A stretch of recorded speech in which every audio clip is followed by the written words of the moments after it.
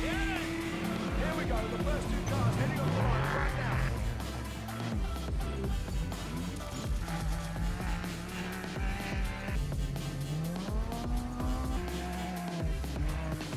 Now we have a marker coming to the finish line.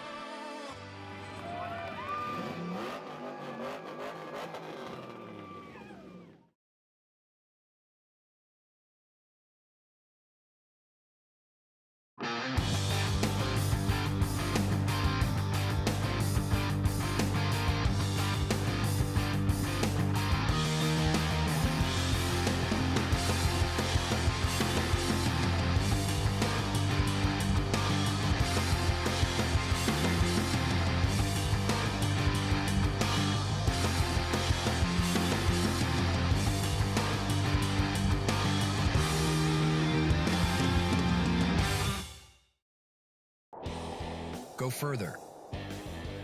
Explore the trails less traveled. And reach your destination quicker with King's new Toyota Sequoia 2.5 OEM Performance Series kit. These 100% bolt-on kits feature front ride height adjustment, superior ride quality, and external finned reservoirs with optional wide-range compression adjusters to further refine your ride quality. See why we're the choice of experienced overlanders and order your Sequoia kit today.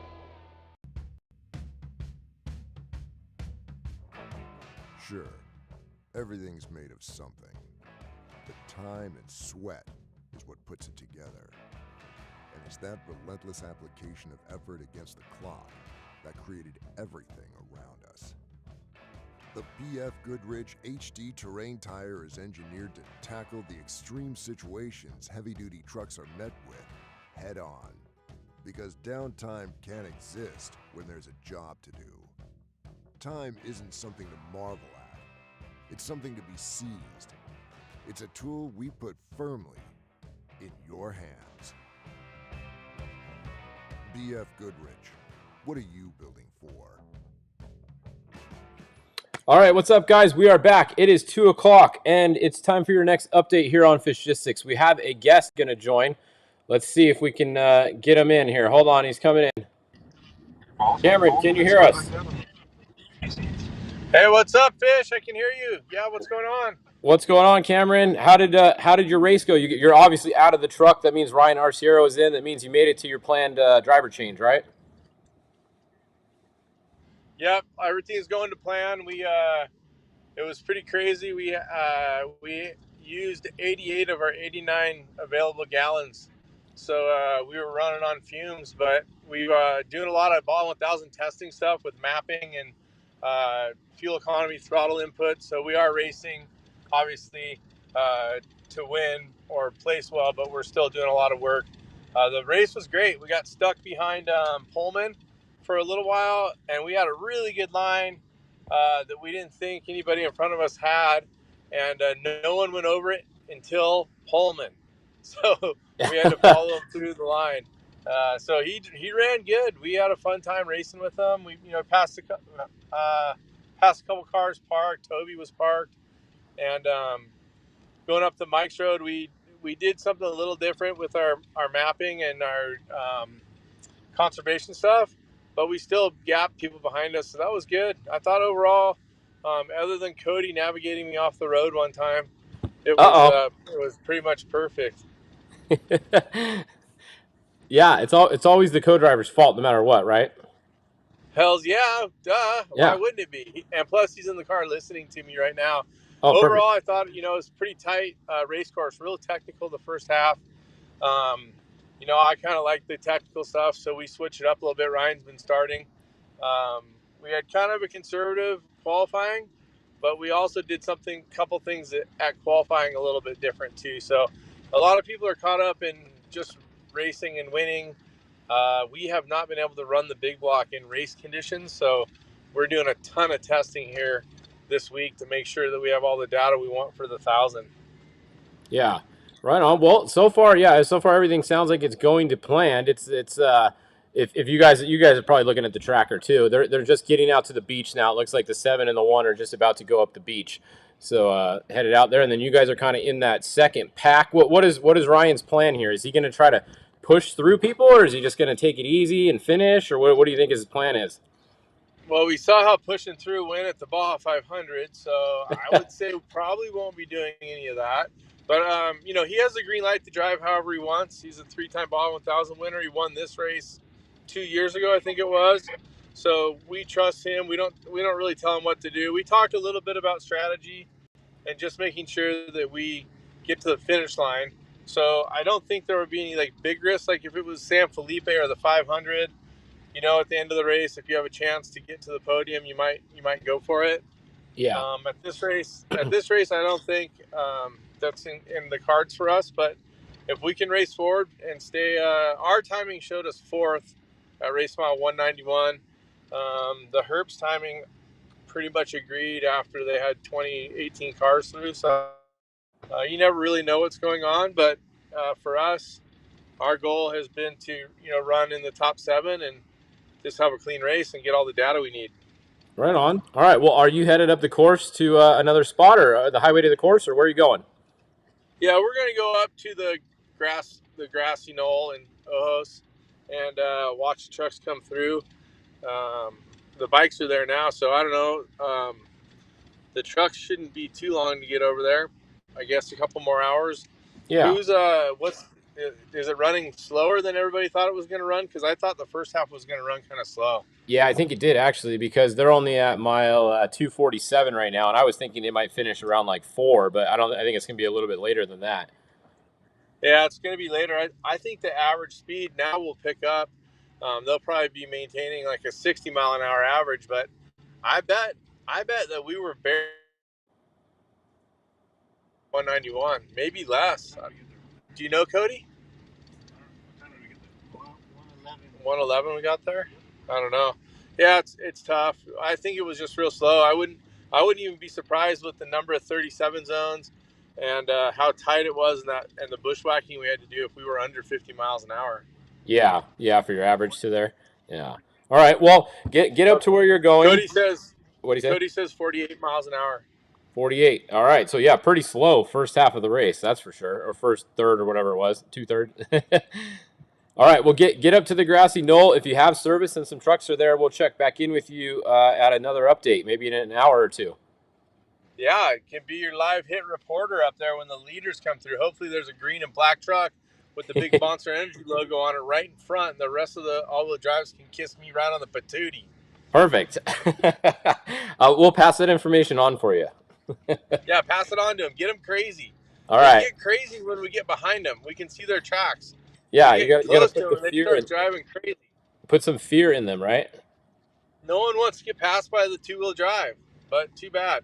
Yeah. Are you guys the lead? No, Rob McCachran is the lead two-wheel drive right now, so you're going to have to run down Rob. On time, we had him. He pulled out of the pit right in front of us, that turkey. He's lucky we didn't big block it to his bumper. Paul Vardy, how is Paul Vardy ahead of you guys with a friggin' spec engine? How is that possible? A 700 horsepower spec engine? I'm not sure. Right? Don't mind if I start some rumors. It's okay. I don't mind talking a little crap here and there. Yeah, I mean he's been hanging with Dan McMillan the whole time with his Mason all-wheel drive, so that seems kind of a little bit fishy. Fishy. Hey, I'll say this about Christopher Polvardi and his team. Jimmy that runs his team knows a thing or two about race truck engineering, and they can set up a truck for a race course. And his dad, Chip, is super into the engineering of it all. So Christopher's a great young driver. It's great to have him in the trophy truck class. I would like to see all the best of the spec truck drivers come to trophy truck so they can come and battle with us and make it even more fun. There's probably a few trophy truck drivers that could bump back to spec, but I'm not talking crap. I'm just saying there's some space over there for them. Maybe some Legends drivers or I don't know. The Legends class is bull crap. It should be 60 and over, and you should not have been able to have driven a trophy truck race in the last 2 years. In the regular class? Yeah. Whatever. Right. I like I'm just a sour old bitch. That's all. Starting more shit. I like it. I'll start all the crap you want. I'm here just for you. All right. Well, we're gonna go look at the map. Go up north and get us a video, please, somewhere. All right, I will. I'll get you some live video. I'm gonna go get some tacos, then we'll get you some content. All right. Tell Cody I Thanks, said hi. everybody. Thanks, everybody, for the support. The Monster Energy Fight Act BF Goodrich number 16 says, "Mwah." All right. See you guys in a bit. Peace out. All right. So that was Cameron Steele live from down in Baja. He just got out of the truck. Ryan Arciero is in the number 16 now. You can see they are right here, mile 237 as of 3 minutes ago. So, all right, let's get you guys some updates. So here we go. Looking back at front in the front, it is Bryce Menzies out front now. He has got around the one. We've gotten confirmation of that. You can see both of their trackers just updated at the same time. So Bryce Menzies is is your current leader right now. Now remember, last year Bryce Menzies did win this race. So he is your defending champion of the Baja 400 is Bryce Menzies, and right now it looks like he is leading once again this year, physically and on time. Luke McMillan is going to be second right here. But once again, remember, according to the qualifying results, Luke McMillan started fourth today, and Bryce Menzies started sixth. So that means that Bryce has an additional 2 minutes of gap on Luke. So Luke is going to have to pass Bryce back and put 2 minutes on him in order to win. So I don't think that Luke is going to, just my opinion, I don't think Luke is going to push hard enough to pass Bryce to try to get the win and risk his second place potential starting spot at the Baja 1000. If I'm Luke McMillan right here, I am totally fine with following Bryce to the finish line because honestly, I don't even want to start first at the Baja 1000. You're starting down in La Paz. It's going to be insane the amount of spectators out on the course. Baja Sur loves Baja racing more than anywhere else in the world. You think Baja North has a lot of spectators? Go watch the La Paz race. Those guys are nuts down there. Everybody in La Paz. The town shuts down. It's a much bigger town than Ensenada. There's a lot more people everywhere down there. So, or maybe not bigger town, but there's more racers, it seems like, down there that like watching the races. If I'm Luke, I'm totally fine with starting second at the Baja 1000. So we'll see between this. And then there's Alan Impudia, who's sitting right here behind both of them in third, which once again, not a bad starting spot at the Baja 1000 because look at this massive gap that they have behind him.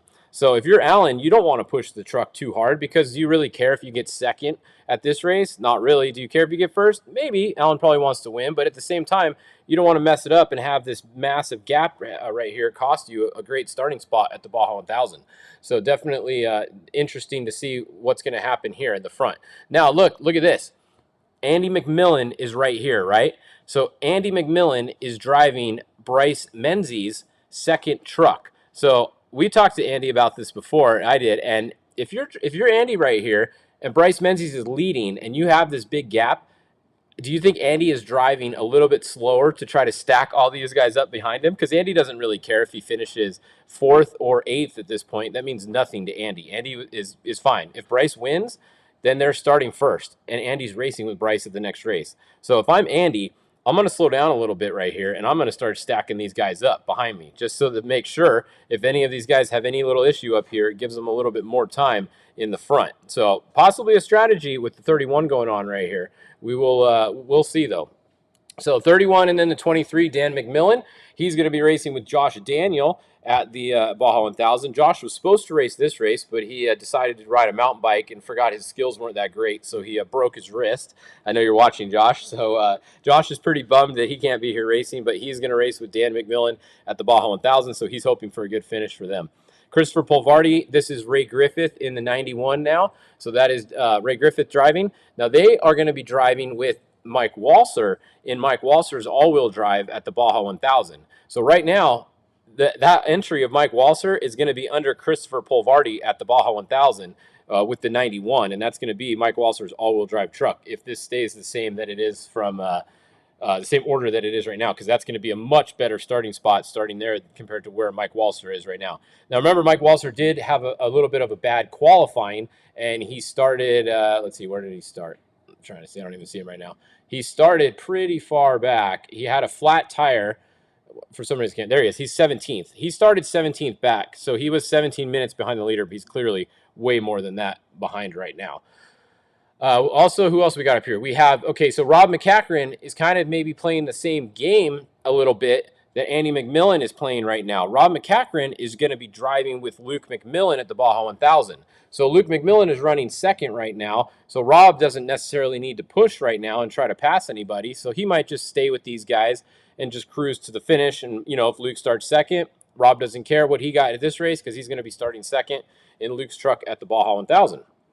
So that is what it is. A lot of strategy coming into play at the Baja 400 here with the way that the Baja 1000 start goes off of this. There's your legend leader right there, Gustavo Badosola, with Ricky Johnson driving. Ricky Johnson's actually out of the truck now. He was going to drive it over to mile 225, and then Gustavo was going to get in. So right down here somewhere they were going to pit. So that's a look at the legends. And let's go back. It's a long ways back to Class 1. And unfortunately, we had a really good battle with the 168 and Brad Wilson in the 153 earlier. And, you know, it was a good battle. They were close. But unfortunately, the 153, the Wilson entry, broke. They had some broken parts. They broke the car. So now it's just the 168. And honestly, there's not much pressure behind him. You got Damon Jeffries back here, but he's a little ways back. So the 168 just has to really cruise to the finish right now, and they're looking pretty good at this point. Let's see. Somebody says, what is your opinion on the move Alan did to Tavo? Well, honestly, if you watch the video, Tavo went in the left lane, and I don't know why he went in the left lane, because essentially when he did that, he gave Alan the inside lane. And the way they were going, you should have stayed in the right lane, and then you could have had the corner first. So I think maybe Tavo went left to try to get more speed, but when he did, he opened the door for Alan, and he gave Alan the inside lane into the dirt, and Alan just stayed on the right and took it. And also Tavo brake checked him right before the corner too. I saw another video of that. So my opinion, it's fair game. Good move by Ampudia. He knew that was a right-hand corner coming up, and he went right. I don't necessarily see a problem with it. He didn't hit Tavo in the corner. I watched another video, and they do stay apart, so there's no contact. So definitely just a weird move for Tavo to go left, you know, going into a right-hand corner in the street. That was kind of weird. So that's my opinion on that. I don't think Alan did anything wrong. It's probably going to be protested. It'll probably go to the CRB or something, you know, which is a panel of people that get together and discuss it. But if it was me on the CRB, I have no problem with what Ampudia did. I don't think Alan actually did anything. I think he was just driving his race and stayed right and made a right-hand turn. So there you go. That's my opinion on that. Spec Trucks, Jason McNeil showing out front. 238, Elijah Kiger is showing second. So that is that. And then let's see, the 273, Jordan Brenthel. This is Kyle Jurgensen driving here. So we have the 238 out front, Jason McNeil. He said then Elijah Kiger second. That is Justin Davis driving that truck to mile 220. So Justin's going to get out at mile 220, and then Eli is going to get in and take it to the finish. This is Jordan Brenthel entry, we said, but that is Kyle Jurgensen in there, and I think Kyle's going to drive most of the day. I don't know if Jordan is going to get in at some point. 5L, Clyde Stacy, dual engine truck. That is Nick Vanderway driving that. Jordan Dean. So once again, the Dean brothers both having a good run today. Jordan and James, who was in the 19 Herps truck earlier, having a good day. They are in, yeah, it's the Coastal truck, but it's not his Coastal truck. It's Justin Davis's new truck. So it's a Tisco truck, though. Yes, it's a Tisco truck, but it's Justin Davis's truck under their name. I don't know if they're going to run that same truck at the 1,000 or if they're going to run Eli's truck at the 1,000. But yes, that is the truck they're in. Thor Herps here. Let's see, 3L's just sitting there as a chase truck now. So let's go look at Class 10. They're kind of mixed in there. Class 10 leader is, it looks like the 1079 or the 1091, depending on how the trackers update. So that is first and second. Third is going to be Jose and Caesar in fourth, the 1000 and the 1011. So that is them. Second, third, and fourth. And then fifth is going to be back here, Arturo. So let's look at your top 5 Class 10 cars. In the UTV Pro Open class, right here, we have the 1896 Brock Heger is first. Caden McCachran is second right now. So we have 1, 2, and then Brandon Sims is 3. So this is the Polaris factory team running 1 and 2 right now. Brock Heger is out front. No surprise, that guy's fast in anything he drives. And Caden McCachran obviously is very fast too. You guys might know his dad. You might have heard of him before. Kristen Matlock is running in 4th position. Don't be like their pre-runner. Their pre-runner pulled a dick move and was going in the construction zone in the middle of town, headed out of town. So not good. We told everybody not to do that the other day, and they did anyways. Justin Lambert is in 5th. Then we have Craig Scanlon, another one of the Polaris Pro factory team. And then Caden Wells running. So that's a look at the top of the Pro UTV Opens. Pro UTV forced induction. Once again, we have Mark Brunette way out in front. Look at this lead that he has right now. This is insane. I haven't seen a lead this big in Pro UTV class in years, honestly, with this many entries. I mean, there's 16 entries, and look at the lead that he has. That is insane to have that kind of lead. So then second and third, we have Eric Cozen here, and then Jesus Mendez Jr., and then Jessica Lopez. So that is a look at your top four. You got Jason Murray and Ricky and some other ones back here behind them coming around the Mike's loop. So that is that. Let's see, what else you guys got? What happened to Tabo? We said what happened to Tabo. Tabo broke. Not long after that, they actually crashed at the end. They're right in here. They're right here, hidden under there. 0 miles an hour. They're okay, but they did crash, and they are out. They were in the dust of Empudia, so if you're Tabo, you're not very happy. You're not going to be happy about that pass, because if he didn't pass you there, you would have had clean air. Chances are he wouldn't have wrecked right there, but he did wreck right there while he was running in the dust of Empudia. All right, I think that covers just about everybody. The bike's finished, I think, right? Do we have a bike finisher? They're almost there. All right, 3X, your first bike, almost to the finish. But look at this. The 11X is right behind him, not too far back. So the 3X and the 11X, really good battle going on between the two of them pretty much all day today. So really good battle in the bike class. The 1A quad is going to be your first quad on course right now. This is a Sportsman quad that's in front of him. We've talked about that every update. And then and that's it. All right, so let's see. What else do we say in here? You guys say anything else? Any info yet on what Toby Price broke? No, I haven't heard for sure. Rumor was front drivetrain, something in the front drivetrain. So haven't heard about that 100% for sure yet. Oh, the naturally aspirated. Yeah, we got to look at the naturally aspirated UTVs. Pretty good race between the top three. Check this out. So we got Joe Bolton showing his first, Lawrence Janeski in second, and then we got Gabe Matthews, Ryan Connery in third. But look at that. They're all like a mile apart. He's at 151.2, and they're at 150.9. That's literally like 0.3 of a mile apart, right? That's insane. Really good racing. Now it's showing Gabe Matthews is actually in front when they just updated. They all just updated. So here you go. This is correct. We got Gabe Matthews and Ryan Connery leading right now physically. And then it looks like the 1957 is right in front of the 1914, literally on each other's bumpers. So definitely good action there. And of course, we will end our update with checking on the Class 11s to hope they're still moving. What do you guys think? Are they moving? We got a couple moving at least, because look at this. We have the 1105 back in front now. I think it was the 1143 last update, wasn't it? So the 1105, Oliver Fuente in first now. He is running first on the highway, and the 1143, Eric Brandt, is running in second. So very good. Two moving, and then Eric Sloranzo is moving. He fell back a little bit, but the 1111 is still moving. So very good. Good to see them moving, and we hope that everybody still does that. What happened to the Mexican UTV leader? That's a good question. Where did he go? Let's go look again at the tracker. What was his? Where was he again? Caden Brennan. Let me see. Who was it? You guys remember what his number was? He must have had a problem somewhere. I'm trying to find him. Where was he? Oh, there's Sierra Romo. Somebody was asking about Sierra Romo. This is her first Baja race. So she's right there. She's running in about, what is that, like 8th to 10th or so right now. And then I don't know where the other one went. Bernie Gomez, was that him? No, it was somebody else. Who was the other one? Oh, Ricardo Mallo. All right. Yeah, where did he go? Did his tracker go off? Let's see. Oh, he is right there. Okay, check it out. His tracker wasn't updating, so he is in front still. So that's why you always got to check these trackers. Look, he's right on. He's right with Brock Eager. So last time when we looked, they're literally together. So we still have Ricardo Mallo Jr. from Mexicali, we said. We found out earlier. He is still right in front there, but it looks like Brock Heger has run him down a bit. Brock Heger's updated 2 minutes ago, and his updated 1 minute ago. So Brock Heger is still going to be in front, it looks like. And here we go. It just did probably. Now Brock's hasn't updated. All right. So we have a good battle between Brock Heger and the local Ricardo Mallo Jr. here for the lead in the Pro UTV Open class. So pretty cool to see that.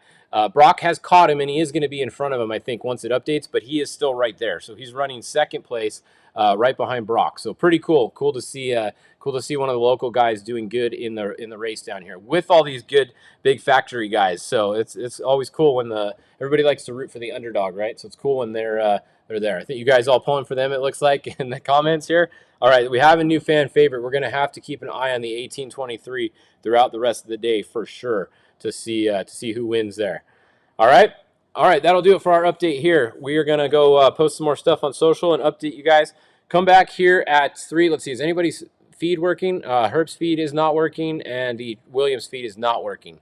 So Score's feed is working. So here you go. Score's feed is working. It was live a second ago. So go back to go watch Score on the YouTube. Go watch their feed, and then come back here at 3 o'clock for your next update on Fishgistics. See you guys in a little bit.